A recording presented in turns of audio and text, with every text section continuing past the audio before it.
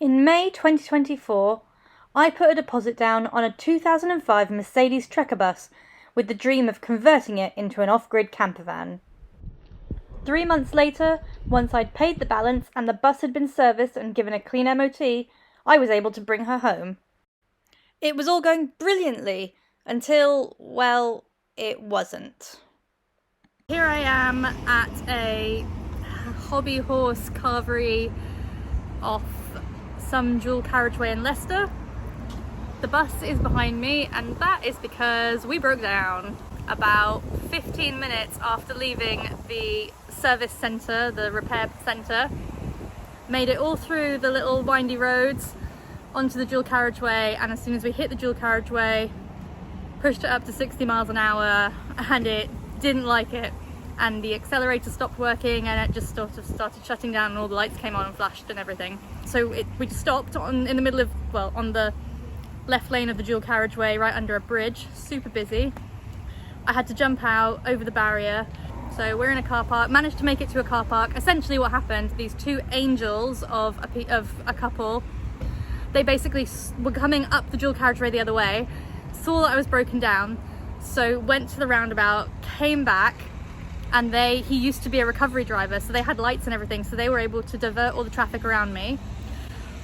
The RAC told me I had to call 999 because I was on an active dual carriageway and they needed to come and close the road. Called 999, spoke to the police. I was there an hour and no police ever showed up. So that's not very helpful, is it?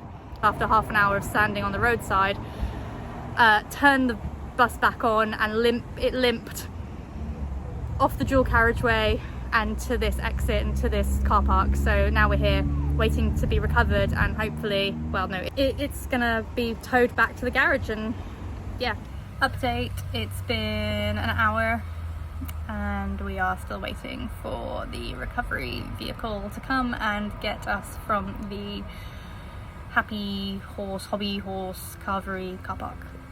It is 9:30 p.m. I have just got home, well, sort of home. And yeah, it's officially been 12 hours since I left the house this morning to go and collect the bus. Conclusion to the bus saga for today is that the tow truck showed up. The bus didn't fit on the tow truck, but we managed to start it and drive it back to the There was garage. reasoning for that. It is September 28th, and today is the day that I'm heading back up to Leicester to bring Betty Bus home. Take two. The garage had to do some small repairs. We were waiting on a part to come. It's taken what feels like forever, but hopefully we do not have a repeat of last time, and hopefully today goes well with no incidents. So let's hit the road. She's home. We made it. No incidents. Can't believe it. Now the real work starts. Here is the outside. Thanks to my good friend and neighbour Laurie, she has been de-stickered. She is a 2005 Mercedes Trekker bus. She's a diesel engine. She is 6.5 meters long, 2.9 meters high, and 2 meters wide. And we left all the mobility stickers on for the moment because I don't want people crashing into me, but otherwise all the other stickers have been taken off. So yeah, I'm really happy with her.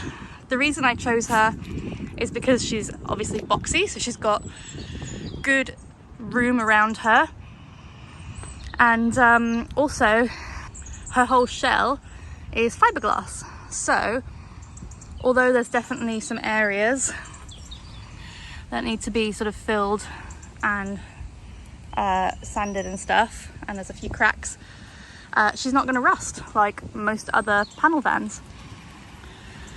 But there is a huge amount of work to do on her, but I'm very excited. She runs brilliantly. She's got a fresh MOT, she's been serviced. She made the 2.5 hour drive or 3 hour drive from Leicester back to London like a champ. So let me show you inside. Lemon's already made herself at home. So we come in, we've got the bus door, walk up the stairs, we have my driver's seat. I have a tape deck if anybody's still got some tapes they want to lend me. And here we go. As you can see, I've already removed all of the yellow railings everywhere. And she came with a sort of basic campervan setup, but the plan is to rip all of this out, rip out the ceiling, rip out the floor, rip out the sides, fully insulate everything, and rebuild, reframe, and give her some mod cons. Also on the ceiling, or on the roof of the bus on the outside, we're going to have solar panels, potentially an awning, a fan, at least one fan, potentially some air conditioning. There's a lot going into this bus.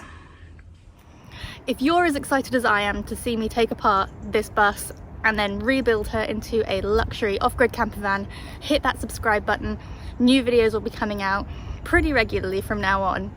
You can also follow along at the blog, which is updated every couple of days with photos and real-time work, and see the link in the description for that. See you in the next one.